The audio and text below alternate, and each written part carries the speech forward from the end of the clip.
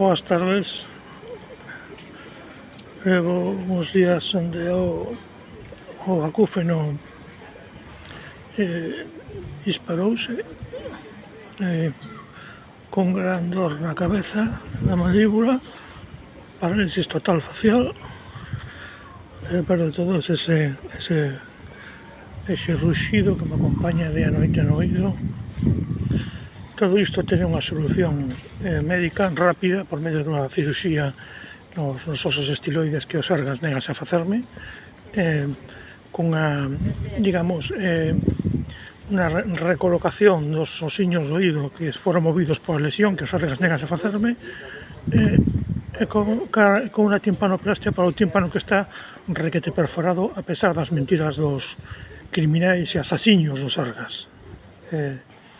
Estamos aquí en Pontevedra, levo como meses, anos, intentando ser acollido como disidente intelectual en Austria ou en Alemania, con un absoluto desprecio por parte das embaixadas destes dous países, unha negativa a asistirme baixo o argumento de que son cidadán comunitario, o que hai un insulto a unha discriminación, porque se me discrimina como cidadano español, é dicir, como cidadano comunitario, porque de ser de outro país sería acollido como disidente intelectual, pero como eles non recoñecen que hai disidentes intelectuais en España, pois non poden acollerme baixo esa fórmula, o que é unha mentira.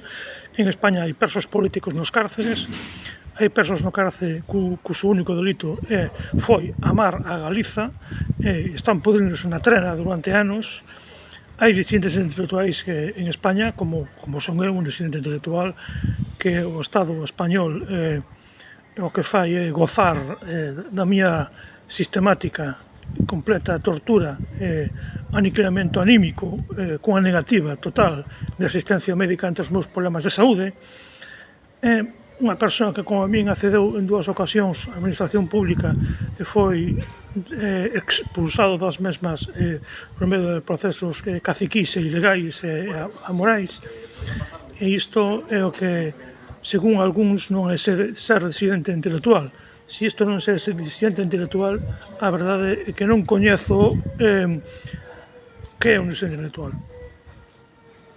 Son un claro disidente intelectual. En España sí que hai disidentes intelectuais, en España sí que hai presos políticos que están na trena por ideas políticas e por cantar cancións incómodas a un sistema fascista borbónico, e en España sí que hai xente que está privada de seguridade social por eso que cacarexan de que a seguridade social en España é universal, porque como nacín aquí fai pouco máis de 50 anos en Pontevedra, eu vos aseguro que Pontevedra está no universo. Non hai seguridade social universal. Eu non teño seguridade social, a seguridade social dame citas, pero co único motivo de rirse de min, mentirme sobre os resultados das probas que me fan, probas mal feitas, probas mal interpretadas, mentiras tras mentira, para escudarse nesas falsas probas de a miña non intervención quirúrxica. Total, ao final de mes, esa sentalla asesina criminal vai cobrar igual.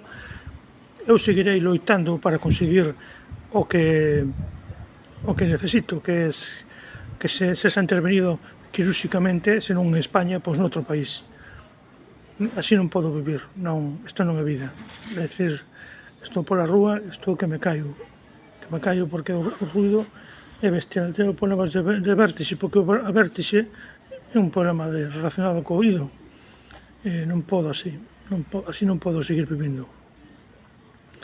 Así non podo. E ademais, un soporte anímico era a miña nai, que os mesmos criminais que se negan a operarme, pois cometeron toda unha serie de negligencias e abandonos polos cais a miña nai acabou morrendo 3 meses de agonía. E isto estamos así, neste merda de país fascista borbónico, que din que non hai disidentes intelectuais. Non hai poucos, sen vergonzas criminais. Isto non é vida.